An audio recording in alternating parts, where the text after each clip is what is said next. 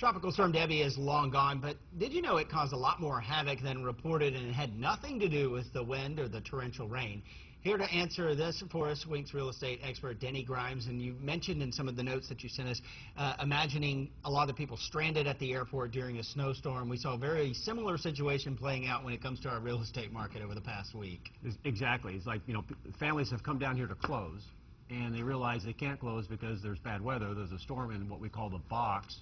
And so they have to find some other place to sleep. And they're not sleeping in the airport, but they're not sleeping in their new home either. So it's really important that people pay attention to the box this time of year. And we're so familiar with the forecast cone, so to speak, right, with our weather situations. This is a similar idea, but obviously that is a much bigger box than the cone that we look at. Yes, this is the box, as you can see on the screen. And the red dotted line indicates if a hurricane or a hurricane enters that red box, that most insurance companies will not bind insurance for a new property.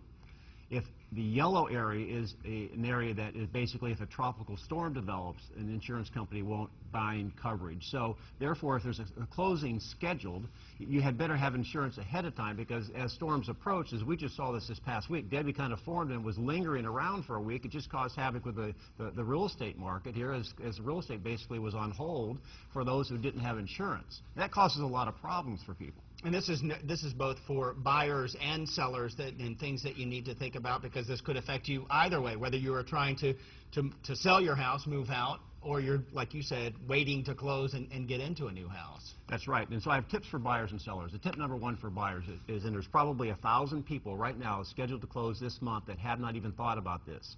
Now, a hurricane is not going to develop overnight. Joey will tell you he'll see it coming a long way off, but a tropical storm can develop. So if you are within 30 days of closing, you should go to your insurance company now and get coverage. It's called binding it. And once it's bound, most insurance companies will close even if there's a storm out there. The second thing is for sellers is that, although they don't need insurance to sell, if their buyer doesn't have insurance and are using financing, that'll affect where they Sure. go.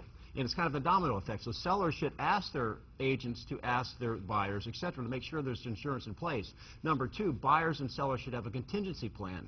It's easy to get a motel, but if you've got a moving truck coming down here, they're not going to want to put their, wait around for the storm to clear. And I learned in physics that, two objects can't occupy the same space at the same time. So right, the seller's most not going to let you move in with them.